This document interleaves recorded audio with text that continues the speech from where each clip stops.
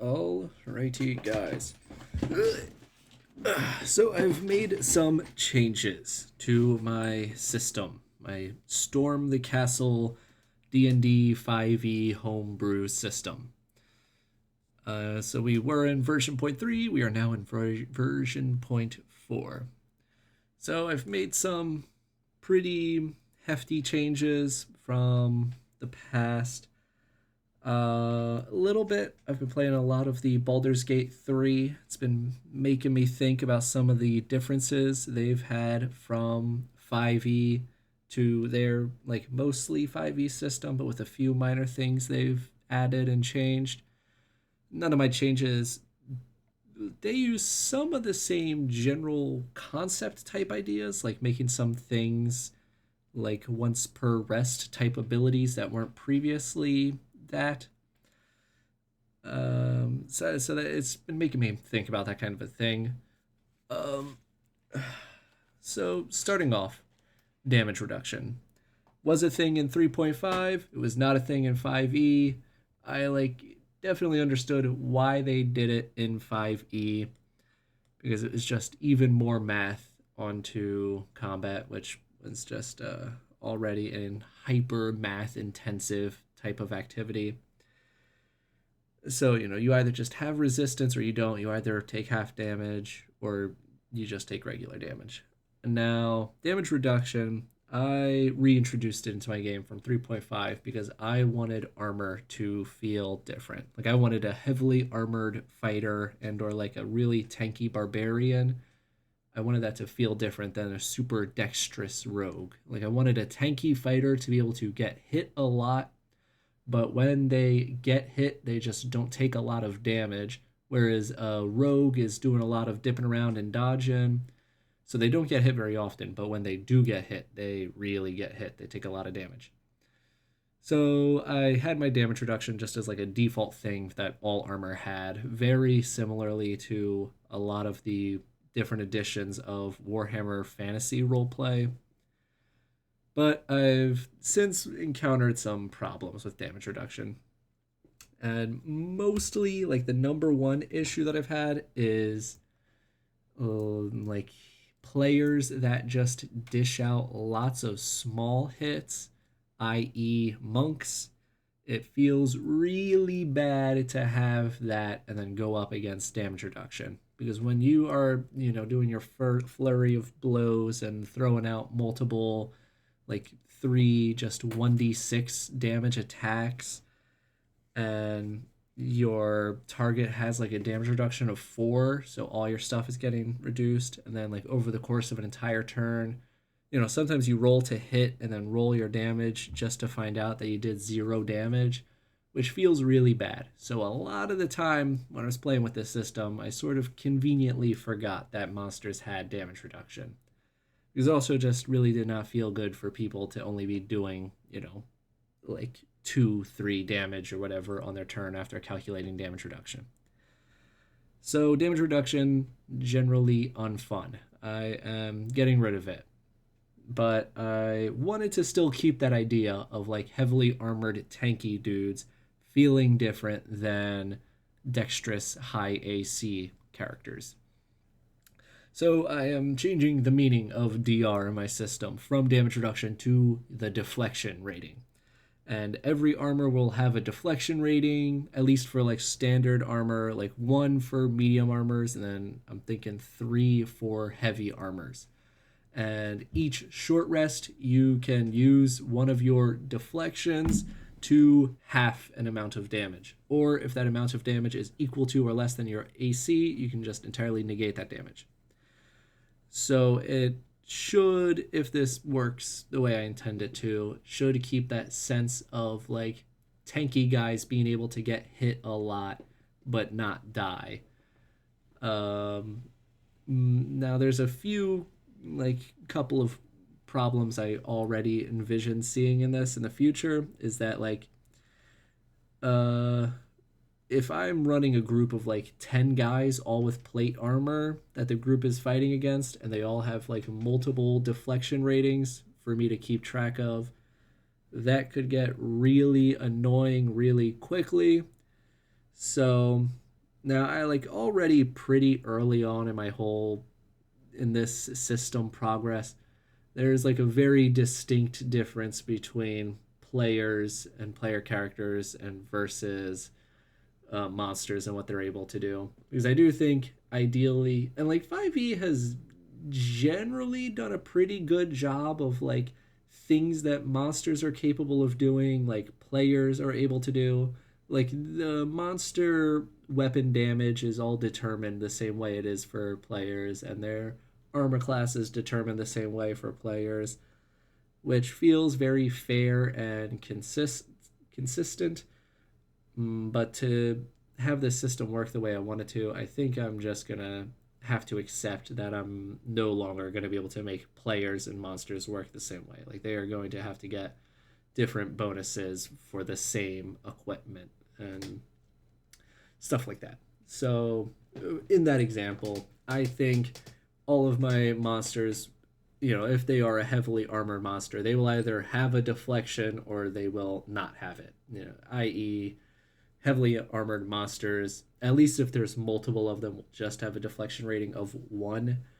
So they can tank one really big hit, but it's not something I have to keep track of, at least like mark down numbers or anything for these monsters. It's either just like they like a binary. They either have the deflection or they have used it and they don't have it.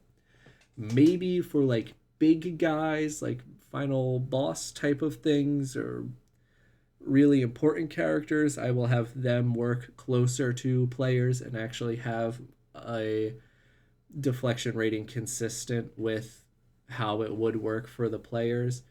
So, giant armored giants or trolls or whatever, they might have 5, 10, something like that. Especially because they're gonna be getting hit way more often than players are going to be getting hit generally, I think. So I think it's okay for them to have a much higher rating than the players could achieve.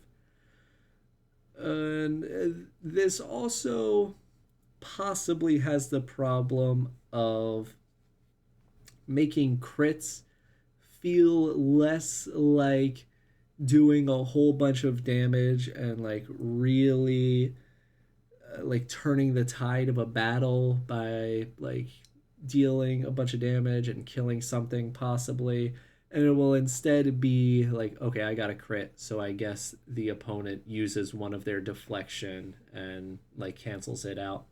I do kind of imagine that's kind of what it's going to become, is just like where like crits are now just going to be a means of working through their shield rather than a like combat changing event.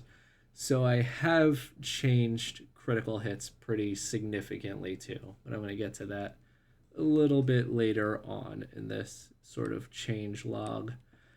So, second really big thing, this is primarily a character creation tool that I'm adding, merits and flaws. Now, this is like gonna almost entirely be like straight up ripped from the White Wolf RPG systems, the like Vampire the Masquerade and all that.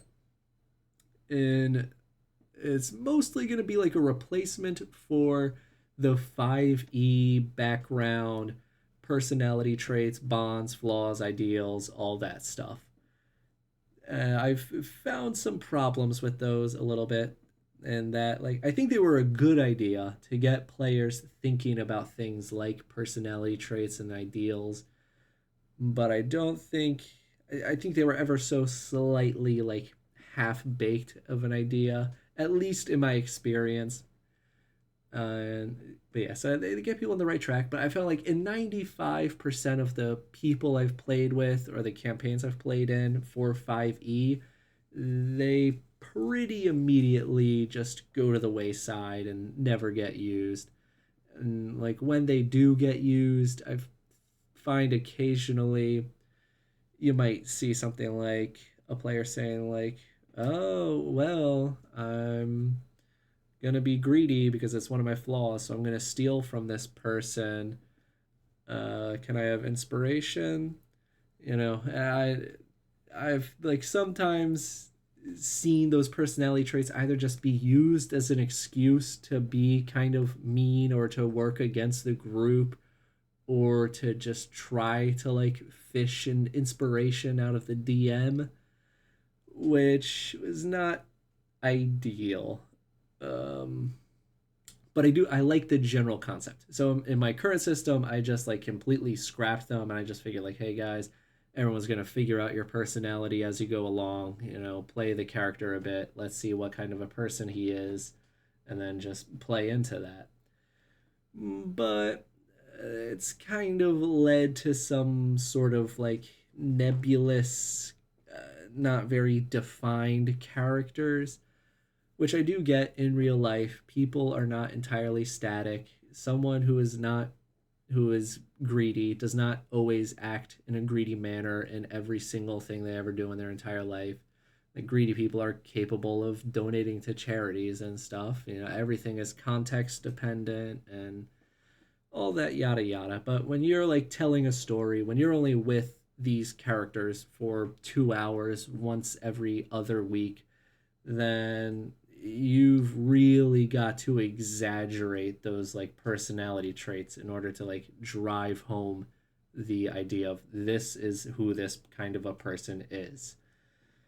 And I think merits and flaws are going to hopefully work well, and the idea of like really not just having like a personality trait written down on your character sheet, like my guy is shy, or you know, my guy is very confident, but now there will be an actual mechanical bonus or penalty. Like someone who is confident will have a persuasion bonus, even though these are going to be very minor things. They're going to be things that you're at least going to have to be at least somewhat wary of and be cognizant of as you play your character. But yeah, like a confident person might have a bonus to persuasion with strangers, whereas a shy person might have a penalty to persuasion checks with strangers. Stuff like that. And your merits and flaws, I'm thinking I'm going to give everyone a single 1 point free merit for the background that they've chose, because right now the backgrounds don't really mean any. Like I'm giving people one skill proficiency for my backgrounds right now, and I'd like to give the backgrounds just a little more, just to make people feel a little bit more of like their heritage and where they come from and how that actually affects the game. So I'll give people like one bonus, and then the rest you'll have seven up to 7 points of merits you can take, and for each point of merit that you take, you have to take 1 point of a flaw. So I also think this will help to add a little bit more choice in character creation. You're not just choosing your class and race. Now you can really like fine tune the specifics of your character and make your human fighter different from everyone else's human fighter with their phobias or the aptitudes that they have for things that they're good at. So I've got really high hopes for merits and flaws. But another thing for merits and flaws is a good number, a decent number of merits and flaws have to do with reputation. I like if you're an acolyte, you have an ecclesiastic rank, or if you are a soldier, you have a military rank, and or you know if you're a part of a guild, if you're a guild artisan, then you've got a different reputation among different groups. Now, reputation is something I stole pretty much entirely from the like reaction chart of GURPS and American English. Now, the reputation, this is also it's something that I've had like in my system sort of in the background, but I've never really pulled it out, never really used it for anything. But I think that this reputation, this is really going to be like the main focus of this update. This is what I am gonna guess is gonna have like the biggest difference from my last version of my system to this newest version of this system. So reputation, you generally start at neutral for every entity, but having certain merits, i.e., like having a holy order ecclesiastic rank from being an acolyte, you will just have start with a favorable reputation with other members of your church.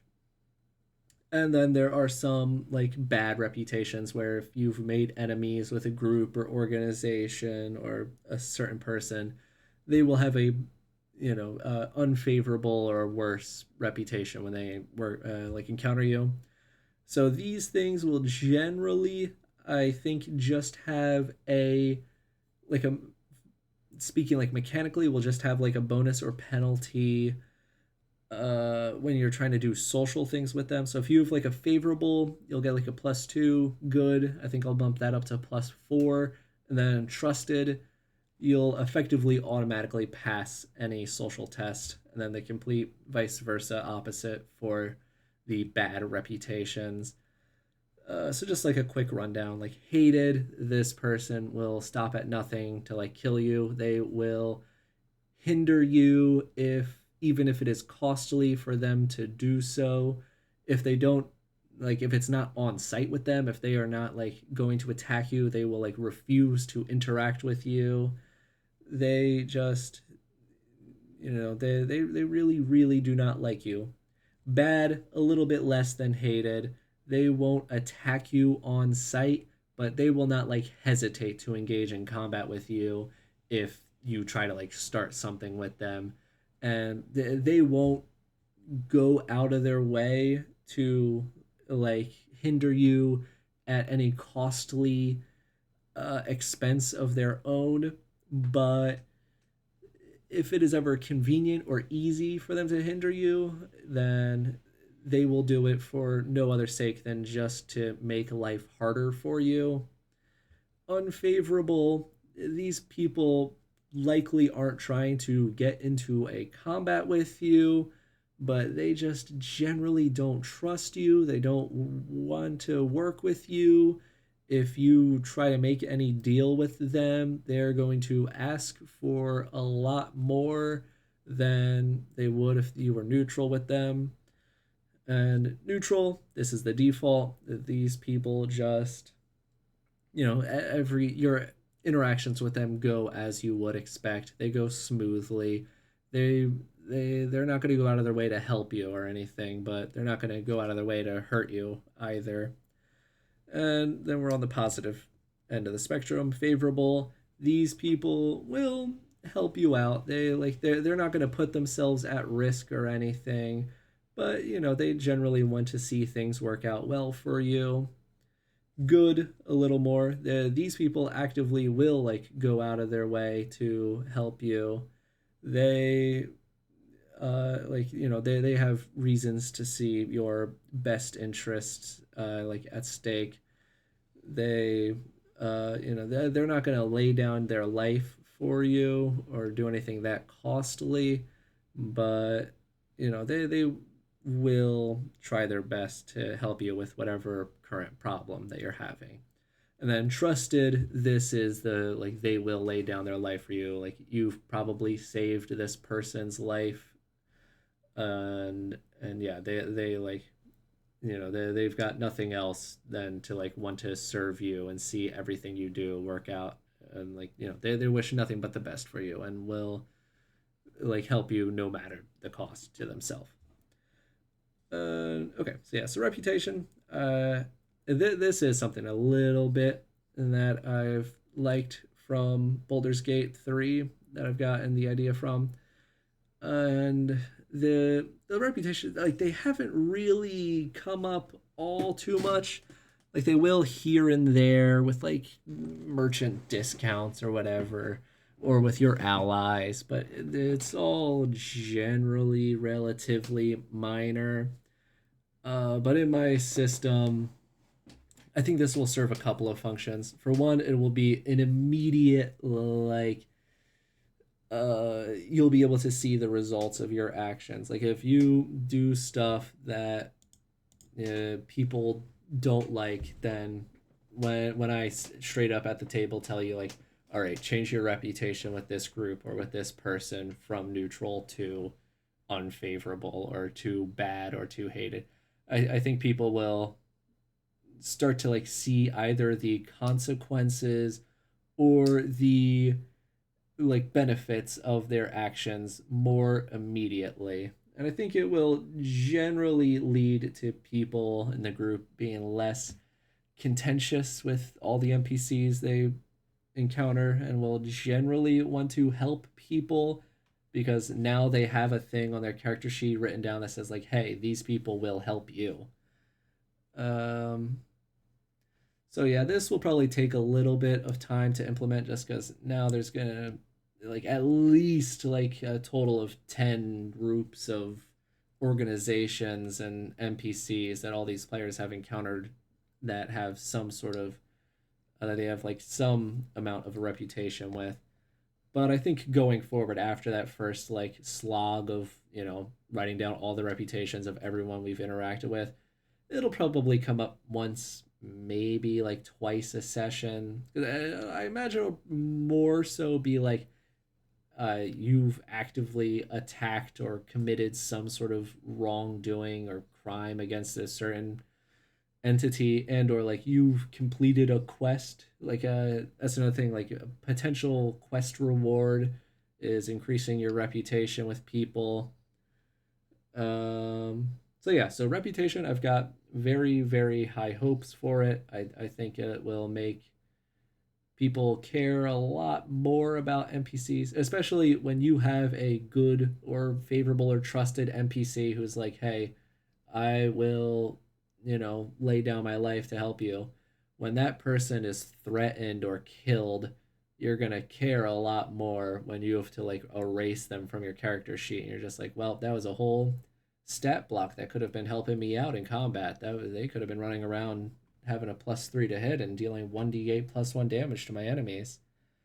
But they died through these means. So, yeah, I'm feeling good about reputation. Now I got some super duper minor changes coming up. Throwing. I didn't really like how throwing didn't really have any sort of check involved. You sort of just pick a space within 30 feet of you and say, I throw my thing there, which it does work. It is simple, but I think throwing, it's been like for grenades and alchemist fire, I think it comes up infrequently enough that I can get away with it being a little bit complicated.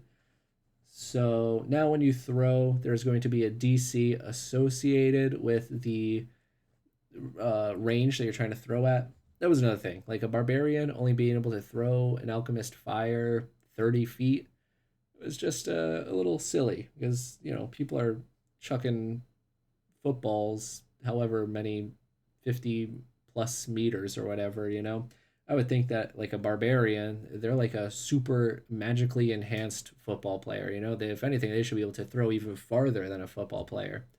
Yet they can only throw 30 feet. So I maxed this out at 100 feet because this is also still assuming you're not just throwing for distance. This is you're throwing for accuracy, which I guess, if I was using football player as an example, I guess maybe that's not fair, but I don't know.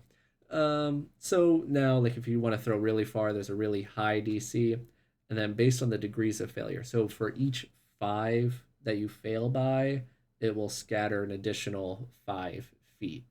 So if you're trying to throw something 30 feet, it's almost like it'll, even if you roll as terrible as possible, at worst it'll only go 10 feet farther than you originally intended. But most of the time, it's just going to go exactly where you want. And then if you try to throw something really far, even if you're not very strong, you can throw something and get it like generally in the right sort of vicinity. But there's way more room for error here. Like you can throw something and then have it go wildly far. Um, so throwing, really don't think this is gonna come up all too much, but just for the times that it does come up, I think it'll be a little fun to play with. Now, reloading. So I've had this system, or this change that I made to like basically all weapons of introducing new qualities for them, because in default 5e, a warhammer, a battle axe, a long sword, a trident, all these things that do 1d8 are effectively identical. Like they do technically do different types of damage, and you can only use poison on this type, and bludgeoning is good against skeletons.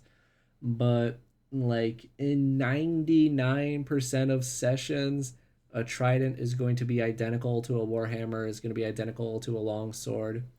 So I stole a little thing from I believe it was Low Fantasy Gaming, the RPG, where they have qualities where when you roll a 19 when using a specific type of weapon, it has some other effect. Like axes lacerated and went through armor, and bludgeoning weapon like a warhammer would cause an impact that could knock them back or knock them over.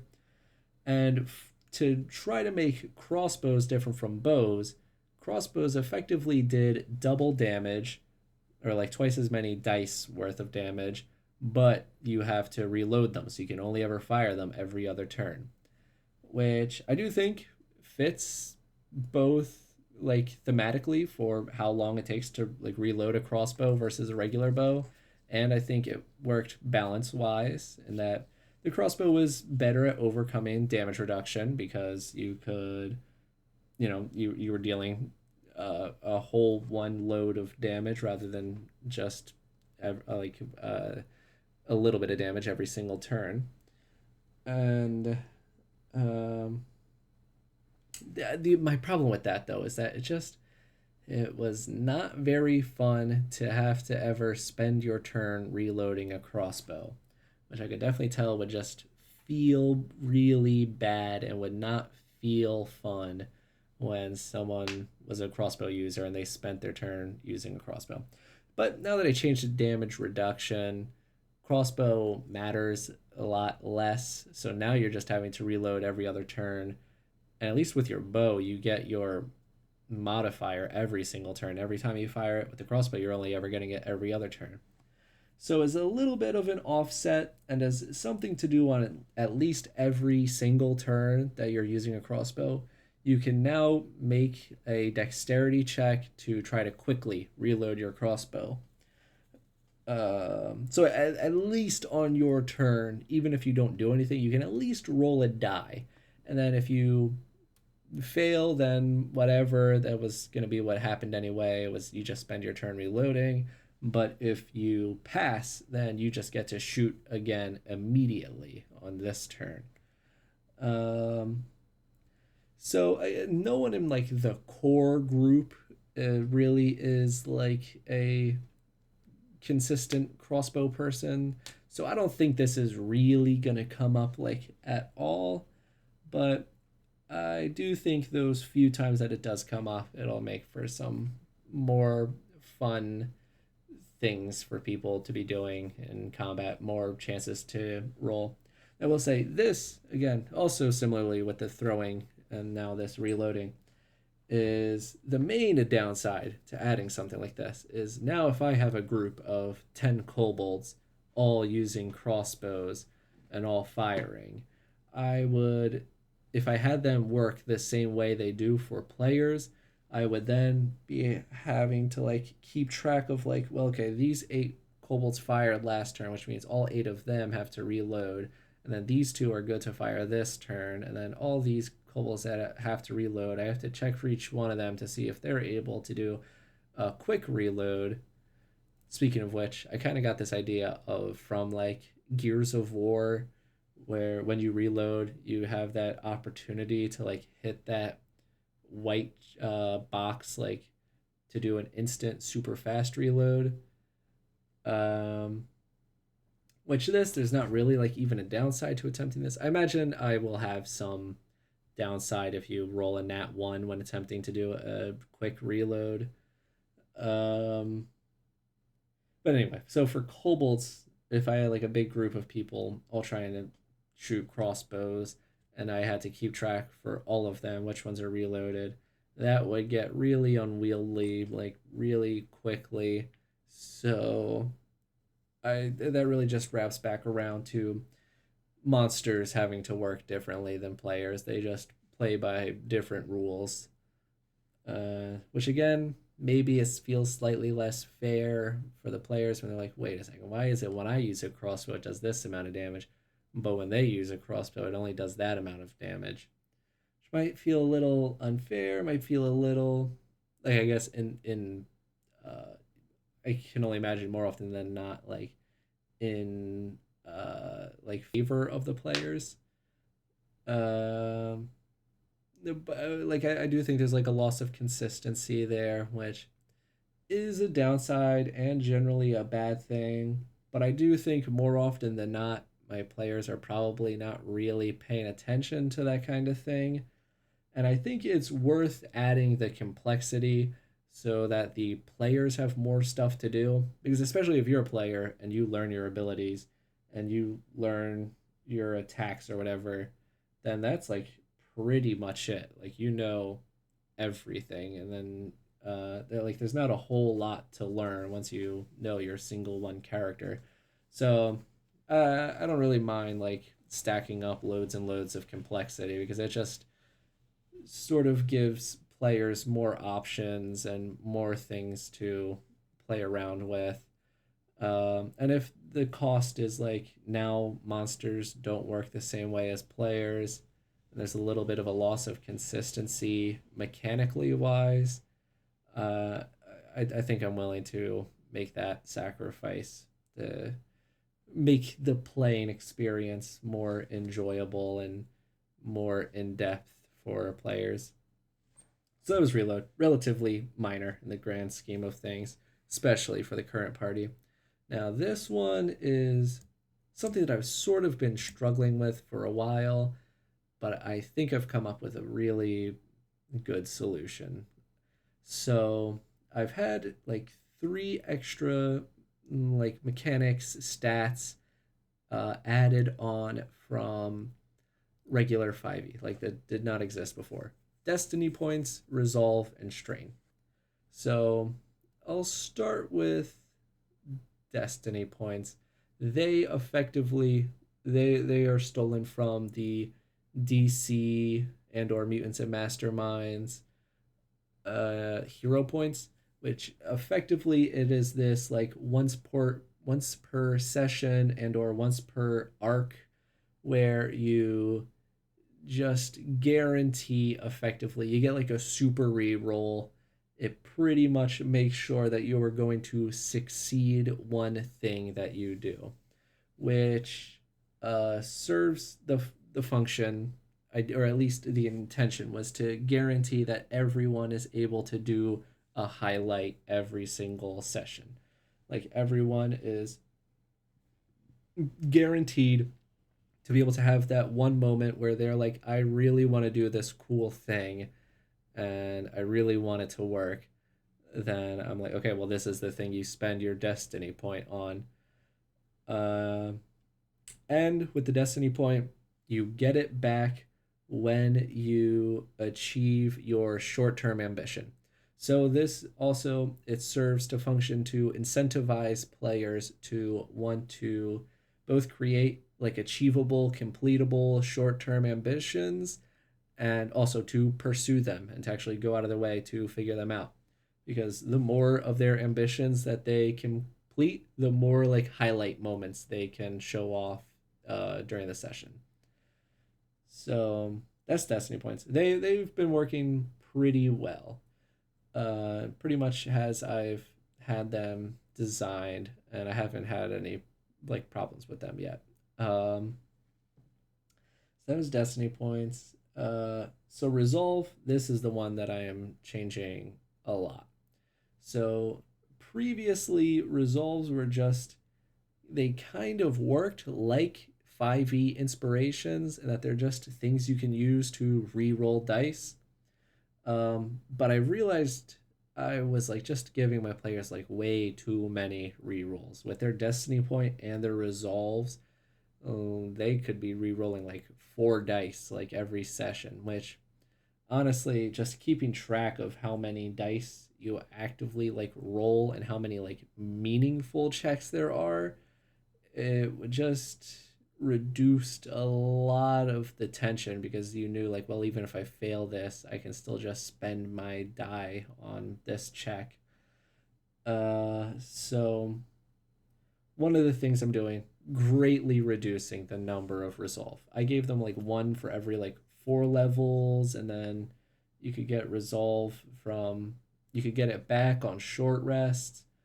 And there was just way too much of it going around for everyone.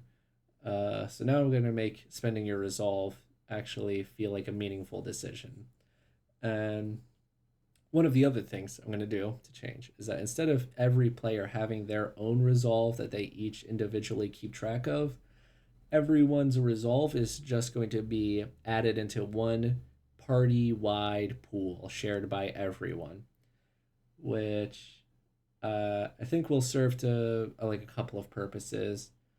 One, like you will actually, when you want to spend a resolve, you will have to like ask everyone else and then make sure that they are like okay with it. Like, if you get a nat one on an attack roll and you're like, I really don't want to have to suffer the consequences of fumbling here. Like, can I spend one of my resolve?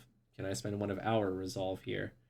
And this I think will serve to like engage players outside of their turn, because now instead of just waiting for your turn to come back to you, at least occasionally on someone else's turn, they're gonna have to like ask you like, hey, do you mind if I spend our resource here? So I like the idea of introducing a mechanic that sort of forces the table to like work together and discuss things more often. Or this is kind of stolen from the like Star Wars Force and Destiny Force dice. Um, so yeah. So yeah, I think like adding more stuff where the party forced to communicate, forced to work together, and uh, I also when like a high level character that has actually multiple resolve. Like I think for the most part, most people are just gonna have one resolve, and by have one resolve, I mean contribute one resolve to the party pool for the most part. But I think like occasionally like a high level character will have two. Like I'm thinking level 10 will be when you now earn your second resolve.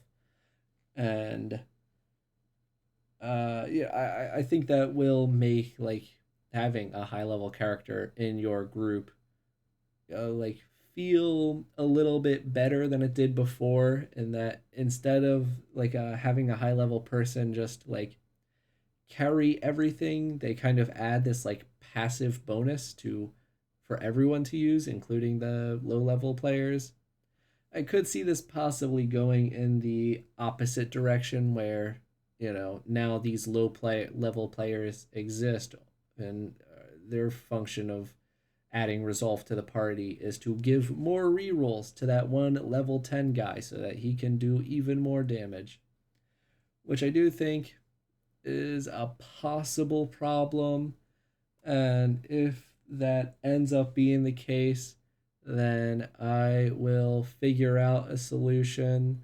Like, I have a feeling it probably won't be a problem, but if it does end up being a problem, I might have to implement something like once you have used one of the group's resolve to re-roll one of your dice, everyone else has to use one at least once before you can use a second one in a session. I'm also going to get rid of restoring resolve on short rests because there's just way too many re-rolls available. Getting a net one is like almost impossible. Well, at least before this change. And I between like destiny points, resolve, and strain, they all felt kind of like muddled because they all were used for similar purposes. But now like destiny points are gonna feel very distinct because they're gonna be your like personal one resolve that you have for just yourself. And then resolve, I feel like, will now have its own niche that it fills. That it is the party's resolve. It is their ability to stick together and work together and get through problems and not give up and all that stuff. I feel like it will now feel very distinct. And then strain was the last one. So there was a lot of overlap between strain and resolve specifically in that they were both used as a resource for abilities like magic items and some rare features. I would say like you have to spend a resolve in order to do this, or you have to spend a strain in order to do this. So I'm going to entirely get rid of anything that uses resolve as a resource. Now resolve will be strictly just a thing you use to reroll. And now anything that would use resolve as a resource now will just use strain. So yeah, destiny points is their own thing, resolve is its own thing, and then strain will just be your it'll be a resource to be used for features and abilities and magic items and the likes, and then it will be used as your death saves. It will be used as the number your target number you want to roll against in order to not die. So yeah, hoping with that change, all three of those mechanics will feel very distinct and like fleshed out if they're like sort of very muddledy nature that I kind of accidentally had as I keep giving all three of them their own sort of like features and stuff that and like other mechanics and stuff that they could be used for. Okay, so another one. So okay, we're wrapping back around to the better crits. So I watched a video. Now, better crits, this is not necessarily like a new idea. This is like I think among the more relatively common homebrewed rules for 5e. And that by default, like in 5e, you can have some pretty crappy turns with a critical hit where you just roll a 1 on both your dice. And that just, it doesn't feel extremely critical to like deal 4 damage to a goblin with your longsword and not even kill it. But I kept that way of even though like I had played 5e before with the max second damage die crit. I decided to keep the just regular you just roll another die for crit. One, because it's just fun to roll more dice, and two, there was just I guess I kind of felt like sheesh at 5% of the time, and then sometimes you're re-rolling dice to get better results, and sometimes you have advantage. Like you're gonna be critting like I don't know 10% maybe even more than that. Like I didn't want crits to become too good, and just like digging for crits to be the only like worthwhile strategy in combat. But I think after playing a good fair amount, crits are still like a rare enough phenomenon that, especially with reducing the amount of rerolls everyone is going to have, that I can afford to make crits quite a bit more beefed up, especially now that like damage reduction and or what is now called your deflection rating is basically going to be the counter a crit button. I've figured I can make critical hits like way stronger to like account for that and to be worth negating with your damage reflection. So now with crits, instead of rolling 2 dice, you're now just going to only ever roll your 1 die, and then your second die will just count as though it had rolled its max possible value. And then with any excess damage you deal, you can attack other nearby enemies that are within range, and then have that excess damage go onto them. So this should make you like this should make critical hits like truly an event when they happen in combat, instead of it being slightly exciting to roll a d20 when you roll to hit and just think like, oh well, I might do somewhere between 1 to 8 extra damage. Now it's like, okay, well, now if I get lucky enough, I'm going to be capable of taking out an entire, five goblins all in a single attack with my crit. So I do think crits are going to feel a lot better to hit now. Um, like maybe it'll feel bad. I could see like against you're hitting the big bad evil guy, and everyone's like first three crits are effectively getting negated by his damage reflection or deflection, and I think that's just sort of gonna I do think that will prevent that sort of problem that is occasionally occurs in D&D where it's just like, oh yeah, well, the big bad evil guy got crit like two times that before he even took his first turn and just died from taking like 80 smite damage. Um, but I do think there's something to be said about the funny, awesome moment of killing the big bad evil guy before he even got a single turn. And although I think like there is a possible way to gain enjoyment in a story out of that, I don't think it'll be nearly as epic as a proper slog and a long brawl with the big bad evil guy. I think those can afford to be drawn out compared to regular combats. Okay, so that was better crits, really gonna make them feel a lot better. Now there are some other things. Like I've had some features that use exploding dice. So if I count that second maxed die as technically being rolled and then counting towards an exploding die, uh, that might lead to some like utterly ridiculous damage outputs. So I'm not like 1,000% sure how I want to handle this. Because the alternative is like it just doesn't count at all, which means your crits are gonna just feel like, or like a lot of the fun of the exploding die is those like super damage turns, and just getting rid of the ability for that to happen seems unfun. So I think I'm just gonna change my exploding damage die feature to do something else. But yeah, okay, so that's crits. So the character sheet, I'm gonna be adding a lot of stuff. I'm gonna be adding a section for merits and flaws, and adding some changes to the ally section for reputation and inventory. So I really liked the idea of having one of those grids and then, having to Tetris all your equipment in there because I like the idea of the implications of encumbrance. Like, I do find generally people are not going to have fun with adding up a bunch of weights and looking up how much everything weighs and figuring out exactly how much their character can carry.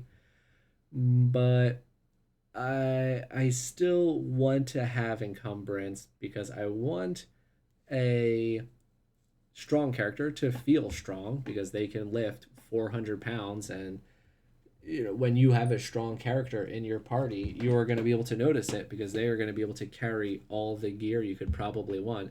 And when you don't have that strong character in your party, you are sorely going to miss them.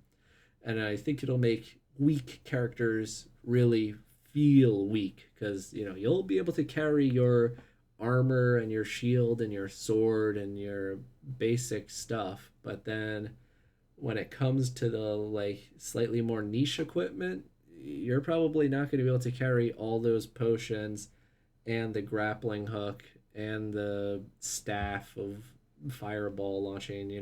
You're going to have to, just due to your literal physical limitations, you're going to be forced to choose whether or not you want to bring this extra 50-foot rope or if you want to bring this potion, or grappling hook or whatever.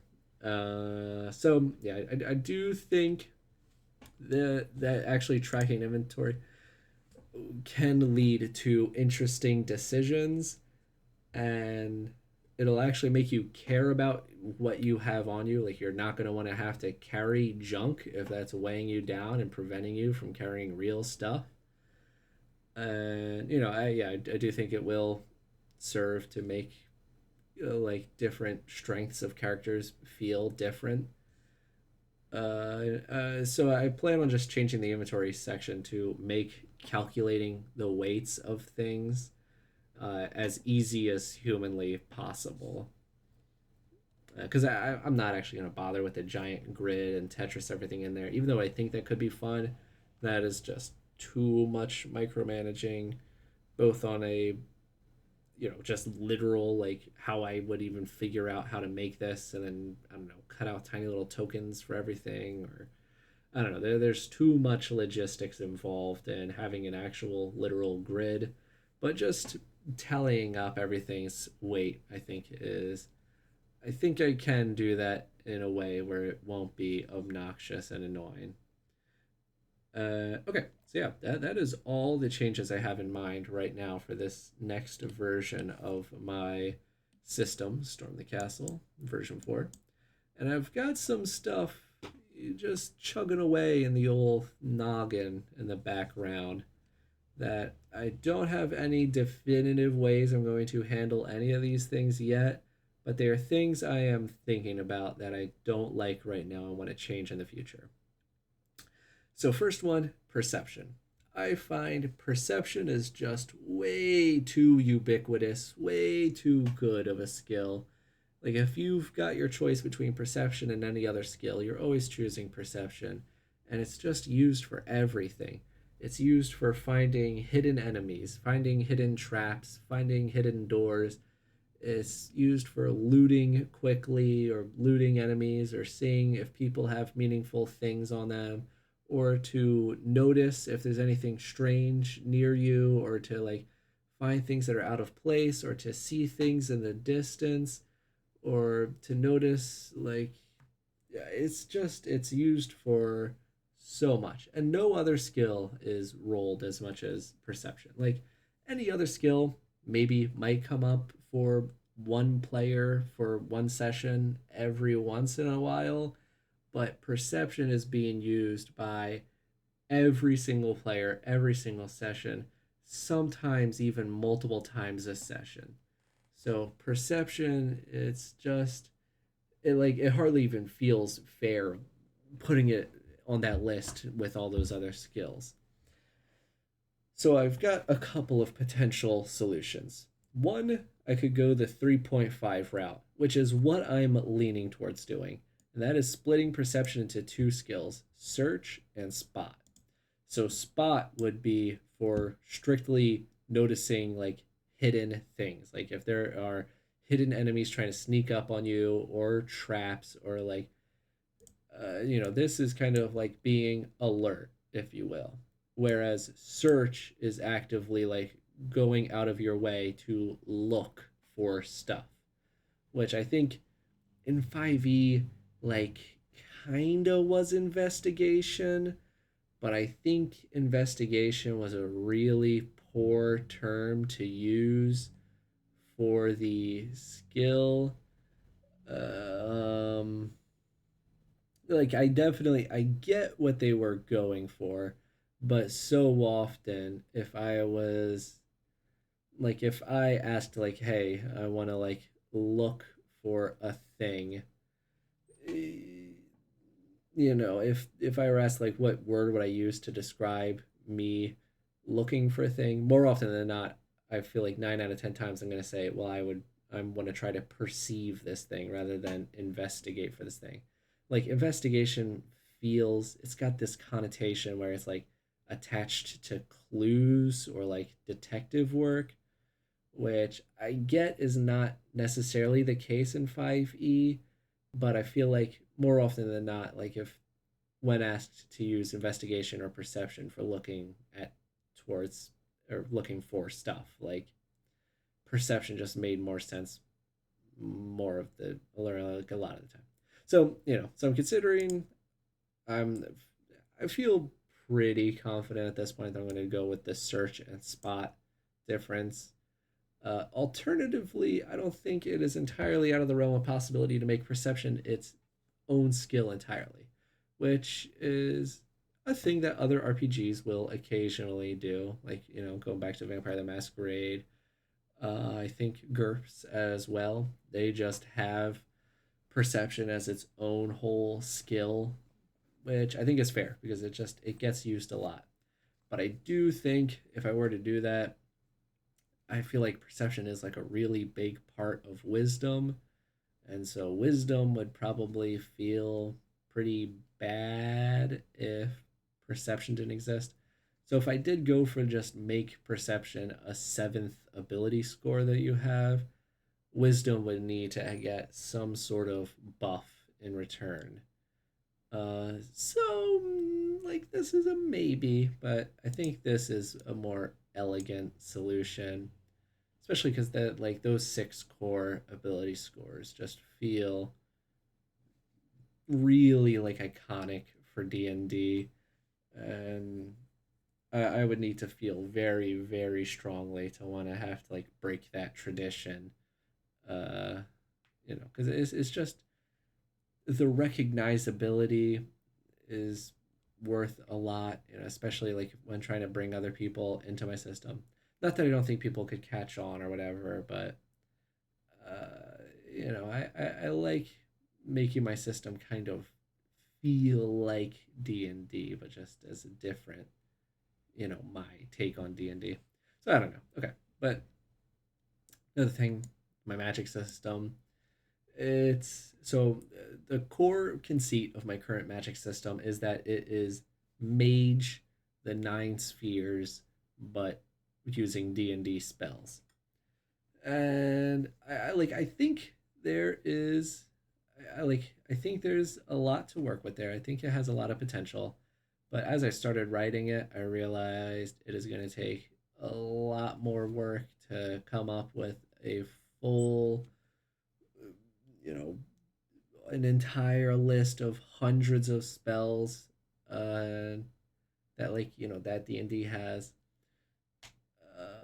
And there I've noticed like a lot of sort of not like full problems, but there's gonna have to be a lot of balancing that is gonna be needed to be done because for example, so for right now I have forces as one of the nine spheres, and in mage that is it is the literal control over the forces of the universe, gravity, heat, light, all that stuff, anything, magnets, anything that could be described as like one of the fundamental forces of the universe or whatever.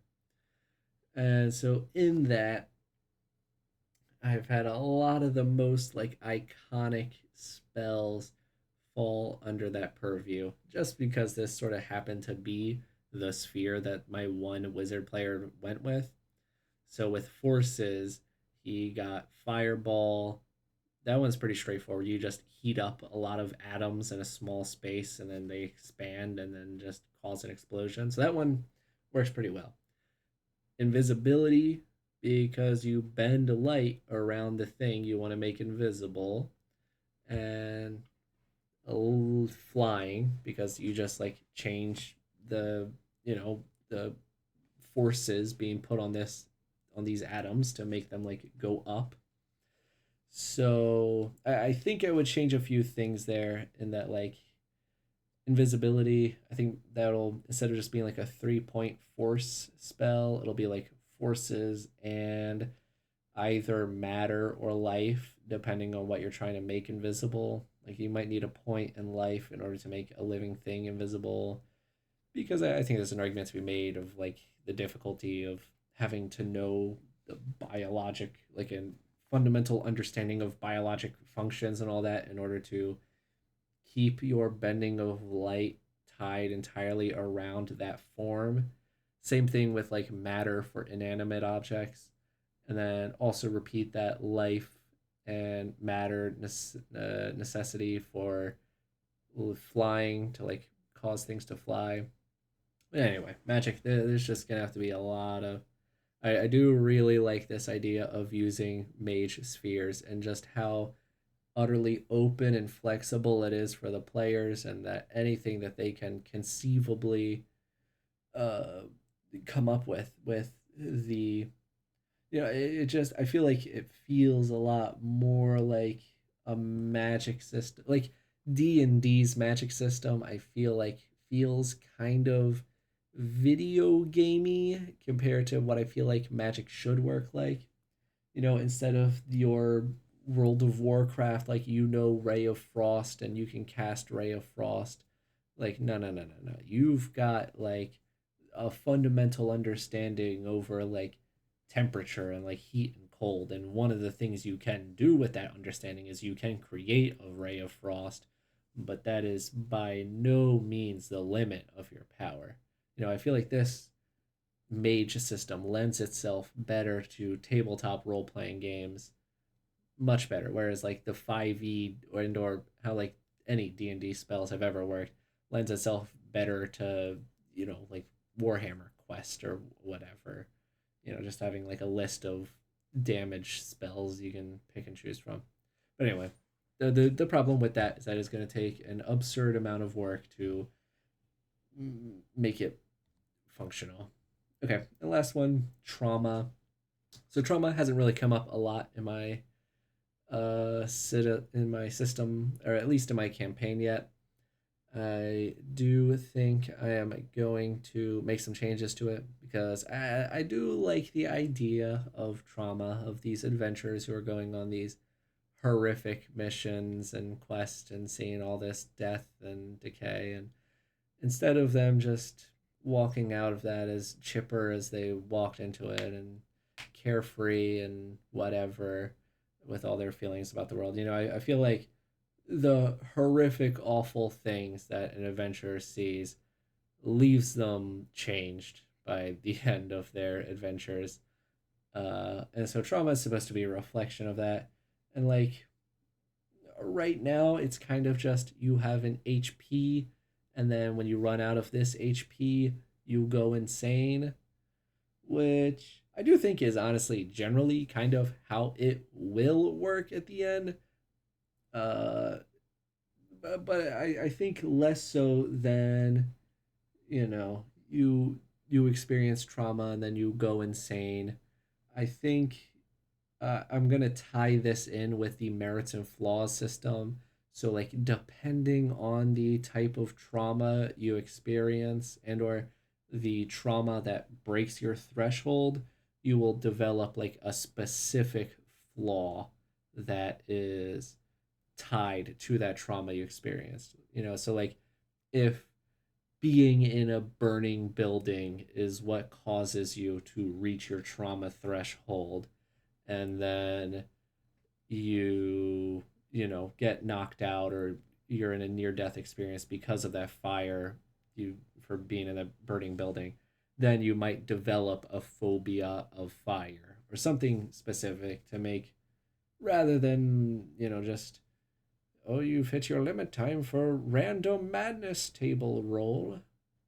Which I guess, sometimes that is how it works, but I think it would, that sort of like emergent gameplay, like, oh yeah, like, when you show your character sheet off to another person, like, yeah, well, I got all these flaws and all these madnesses because of, well, this time I got trapped in a burning building, and this time I got covered in spiders, and this time I saw my best friend die, and that's how I earned these specific madnesses that now afflict me.